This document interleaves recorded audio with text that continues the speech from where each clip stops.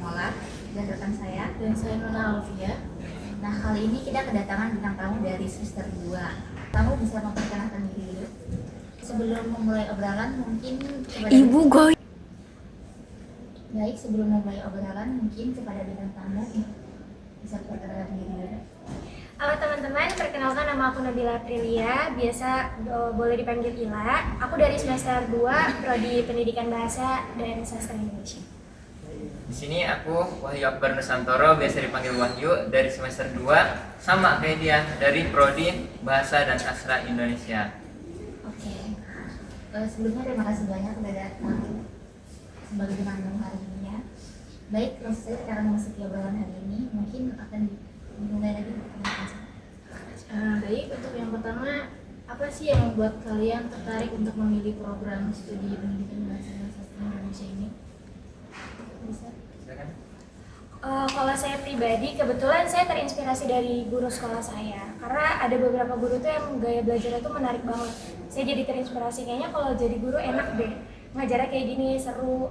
Terus kalau saya sendiri sih ada rasa kepuasan ya ketika ada teman yang bertanya, terus saya bisa menjelaskan dan mereka itu paham. Jadi saya tertarik banget ya hal itu sih. Kalau aku sih kenapa ambil bahasa Indonesia ya? Kita realistis saja, kan aku cowok nih. Cowok tuh identik lemah sama hitung-hitungan kan. Nah, karena aku lemah sama hitung-hitungan, ya udah deh kuliah milih yang simple, yang hitung-hitungannya sedikit. Ya udah ambil bahasa Indonesia aja. Kebetulan faktor dorongan orang tua juga sih. Kan kakak kebetulan dari lulusan sini juga, bahasa Indonesia juga. Jadi dia kayak lebih memotivasi aku tenang. Kan jelas tuh contohnya ada di depan mata gitu. Dan apa sih harapan kalian terhadap program studi ini? Mungkin bisa Mbak. Kalau menurut saya harapan untuk program studi ini, semoga program ini semakin bisa mengikuti perkembangan yang ada ya, karena seperti yang kita tahu perkembangan dunia pendidikan itu cepat banget. Jadi aku harap bisa cepat juga mengikuti supaya gaya pengajar kita atau gaya bicara kita bisa lebih relevan dan lebih relate sama kehidupan sekarang sih.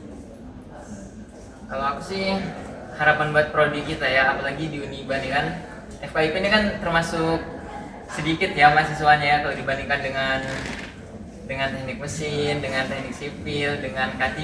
Nah, kita usahakan ini jadi momentum buat kita semua ya untuk mengangkat nama FKIP, nama prodi kita, program bahasa dan sastra Indonesia supaya lebih baik lah. Apalagi kan banyak tuh sebenarnya orang-orang pengen jadi guru tapi terkendala dengan pengetahuan mereka aja. Jadi siapa tahu dengan masuknya mereka ke FKIP merasakan langsung, mereka jadi terbiasa tuh. Jadi sadar kalau jadi guru itu mudah ternyata.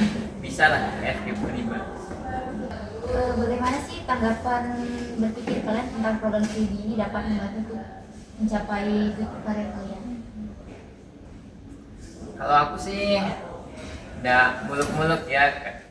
Karir paling maksimal menurutku kalau dari FKIP lulusan dari keguruan ya paling seminimal-minimalnya kan ngajar. Tapi paling maksimalnya aku harap ya kita bisa jadi PNS sih, bisa jadi pegawai negeri yang sekarang P3K tuh. Ya harapan kita supaya kita semua jadi lebih baik lah. Apalagi kan P3K, PNS kan gajinya kalau dibanding gajinya ditambahkan sama tunjangannya kan nggak kalah-kalah juga sama orang-orang perusahaan seperti itu. Menurut aku kalau kita masuk ke FKIP ini ya teman-teman, itu tuh selain kita dikasih tahu gimana cara ngajar, kita tuh juga bisa dikasih tahu gimana cara memahami orang lain.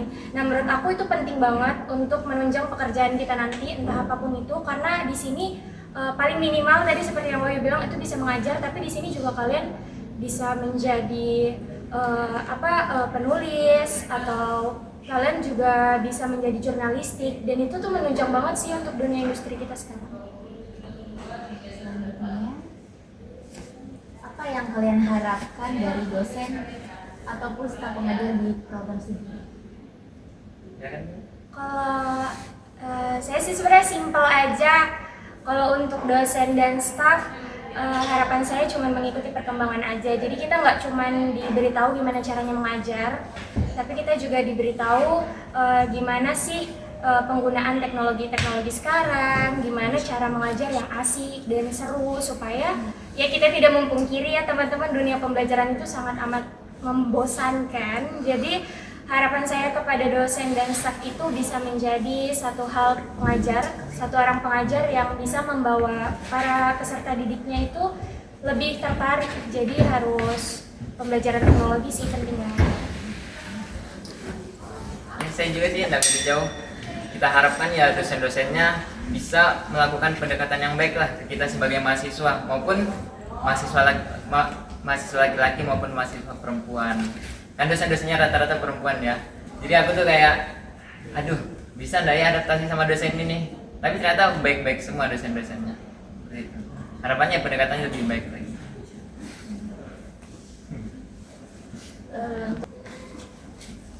Nah, bagaimana sih cara berpikir program studi ini dapat membantu kalian untuk mengembangkan keterampilan dan pengetahuan yang dibutuhkan di industri?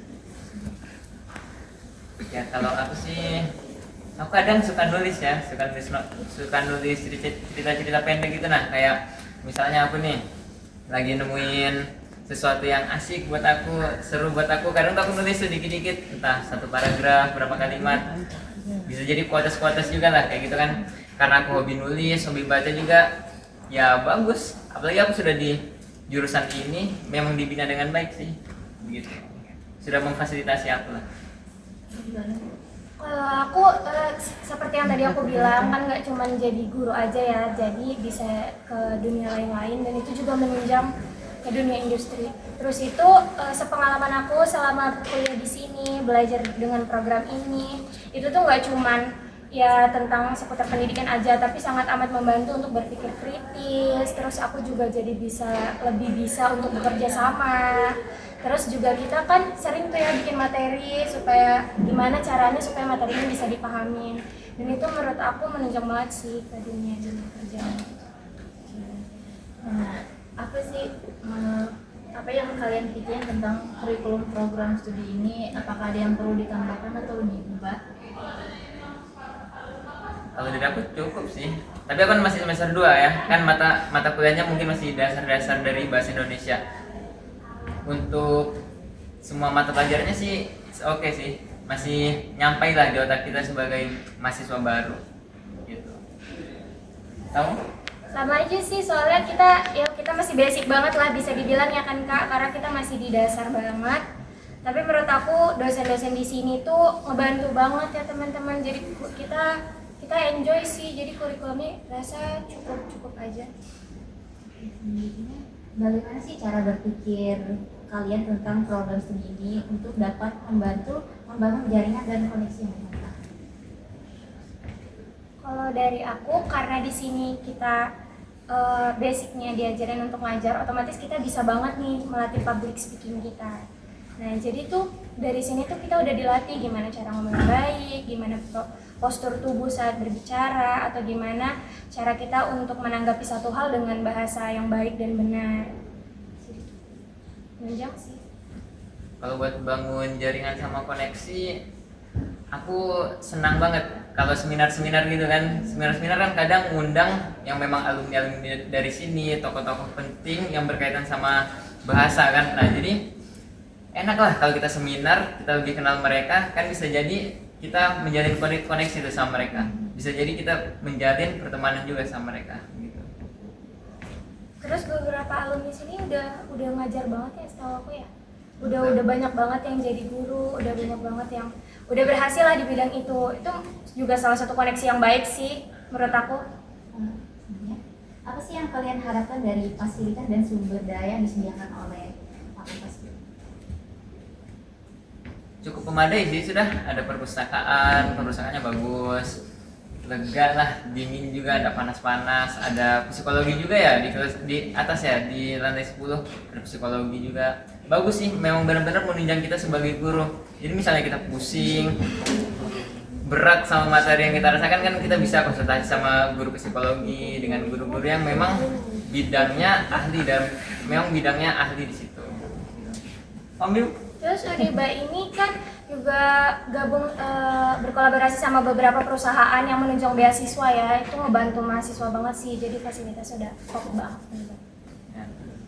Oke, gimana sih cara berpikir kalian agar dapat membantu atau mengembangkan keterampilan soft skill yang dibutuhkan di tempat kerja? Ini salah satunya mungkin bisa dengan cara podcast ini atau bisa dengan observasi langsung atau latihan langsung. Itu ngebantu banget sih, banget amat sangat untuk melatih kita ke depannya. Melatih soft skill kita ya. Yang kita kan calon-calon pendidik kan. Nah, dosen-dosennya tuh baik semua. Kita sering banget kita nih dianjurin buat presentasi di depan kan. Hampir tiap hari pasti kita ada presentasi. Entah itu kelompok teman, entah itu kelompok kita. Nah, jadi itu sangat melatih public speaking kita sih. Buat awal lah, nanti kita di sekolah, nanti kita ngajar, kita jadi guru. Mudah aja sudah nih, kemarin loh pas kuliah sudah terbiasa public speaking, apalagi sama anak-anak aja gitu. Kita udah diajarin gambaran untuk kita ke depannya gimana. Jadi kita udah ngerasa lebih aman karena kita udah punya, oh nanti ngajar tuh seperti ini, oh nanti berbicara depan banyak orang tuh seperti ini. Vibes-nya sudah kita rasain sekarang lah. Apa yang kalian pikirin tentang prospek karir setelah lulus dari program studi ini? Apakah ada yang perlu dipersiapkan atau ditingkatkan? Prospek kerja sebenarnya fleksibel ya FKIP ini, apalagi dari guru. Walaupun basicnya guru, tapi kan kita bisa juga bisa di perusahaan, siapa tahu di bagian komputer, bagian administrasinya kan keahlian kita selama bikin makalah, bikin proposal, bikin artikel kan bisa aja tuh. Sudah melatih kita di sini ya, di perusahaan walaupun di badan administrasi pasti kita biasa aja sudah tuh. Di guru juga kita tiap hari sudah ngobrol di kelas, tiap hari sudah presentasi gitu sih. Sangat melatih lah, sudah dipersiapkan sejak sekarang. Aku nggak jauh beda sih kalau misalnya kayak prospek kerja gitu. Aduh maaf. Kalau dari aku, karena menurut aku bahasa itu nggak cuman muluk-muluk di situ-situ aja sih teman-teman, karena di pembelajaran bahasa ini kan kita belajar banget yang namanya komunikasi. Nah, gimana cara komunikasi yang ya diulang lagi dong jawabannya kalau kayak gitu di mana. Nah, kalau kita ini kan di Pendidikan Bahasa dan Sastra Indonesia ini itu sangat amat terampil dalam komunikasi atau berbicara. Nah, setahu aku dunia kerja itu sangat identik dan pasti digunakan ya teman-teman, komunikasi itu. Jadi menurut aku dalam semua pekerjaan kita udah punya basic skill ya gimana cara kita ngobrol sama orang itu. Dasar sih pekerjaan apapun kan. Kalau kita berbahasa tidak baik, bagaimana kita mau bagus di pekerjaan itu. Terus public speaking kan sangat amat digunakan ya, sangat amat berguna.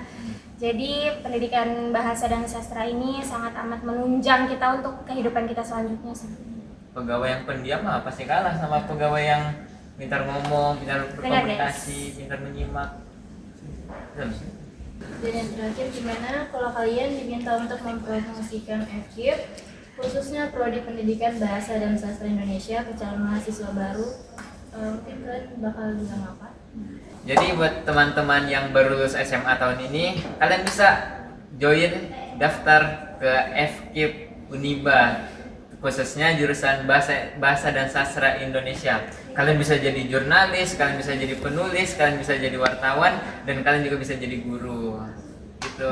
Itu benar banget, apalagi untuk kalian yang basicnya emang suka nulis novel-novel di online itu kalian bisa masuk sini. Itu menunjang banget teman-teman, karena di sini kita juga diajarin gimana caranya kita nyetak buku atau apa. Pokoknya tulisan kita tuh bisa kita realisasikan secara sempurna di sini.